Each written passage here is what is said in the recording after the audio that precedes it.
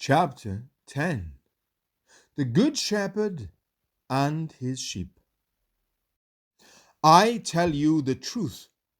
Anyone who sneaks over the wall of a sheepfold rather than going through the gate must surely be a thief and a robber.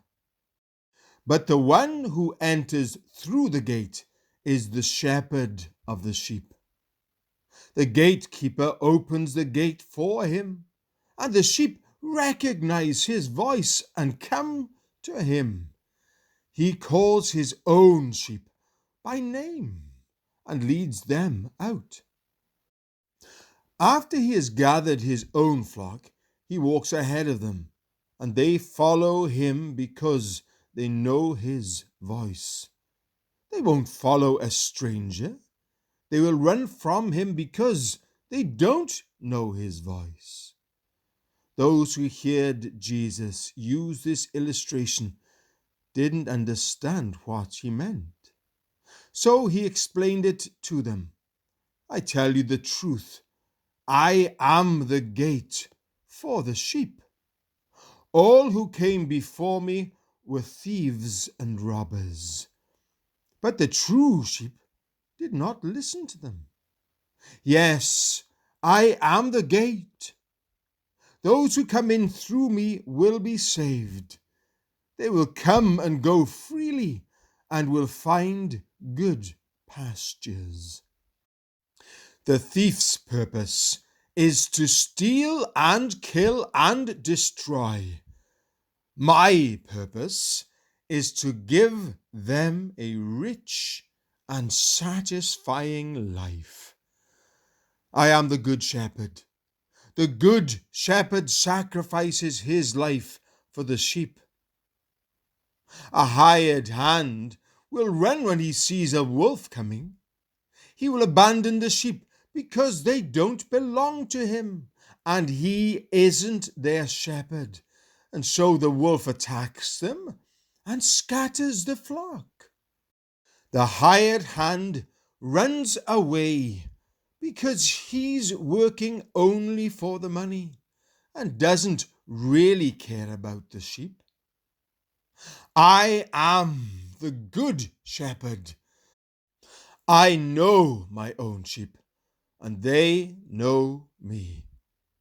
Just as my Father knows me, and I know the Father. So I sacrifice my life for the sheep. I have other sheep too, that are not in this sheepfold. I must bring them also. They will listen to my voice, and there will be one flock with one shepherd. The Father loves me because I sacrifice my life so I may take it back again. No one can take my life from me. I sacrifice it voluntarily. For I have the authority to lay it down when I want to, and also to take it up again. For this is what my Father has commanded. When he said these things, the people were again divided in their opinions about him. Some said, "He's demon-possessed and out of his mind. Why listen to a man like that?" Others said, "This doesn't sound like a man possessed by a demon. Can a demon open the eyes of the blind?" Jesus claims to be the Son of God. It was now winter, and Jesus was in Jerusalem at the time of Hanukkah, the festival of dedication. He was in the temple, walking through the section known as Solomon's Colonnade. The people surrounded him and asked, "How long are you going to keep us in suspense? If you are the Messiah, tell us plainly." Jesus replied, I have already told you, and you don't believe me. The proof is the work I do in my Father's name. But you don't believe me because you are not my sheep. My sheep listen to my voice. I know them, and they follow me. I give them eternal life, and they will never perish. No one can snatch them away from me, for my Father has given them to me, and he is more powerful than anyone else. No one can snatch them from the Father's hand. The Father and I are one. Once again, the people picked up stones to kill him.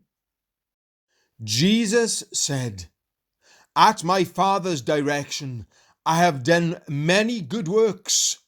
For which one are you going to stone me?" They replied, "We are stoning you not for any good work, but for blasphemy. You, a mere man, claim to be God."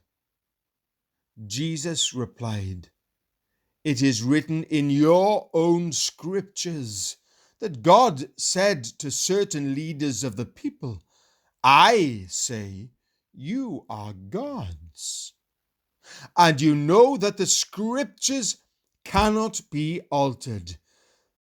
So if those people who received God's message were called gods, why do you call it blasphemy when I say I am the Son of God?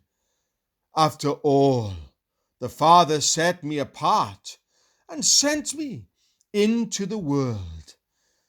Don't believe me unless I carry out my Father's work.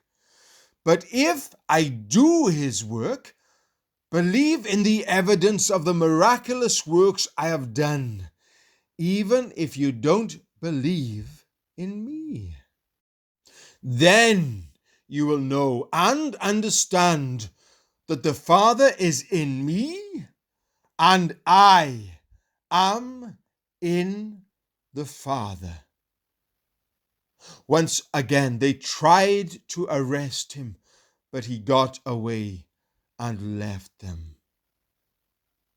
He went beyond the Jordan River, near the place where John was first baptizing, and stayed there a while. And many followed him. John didn't perform miraculous signs, they remarked to one another. But everything he said about this man has come true. And many who were there believed in Jesus.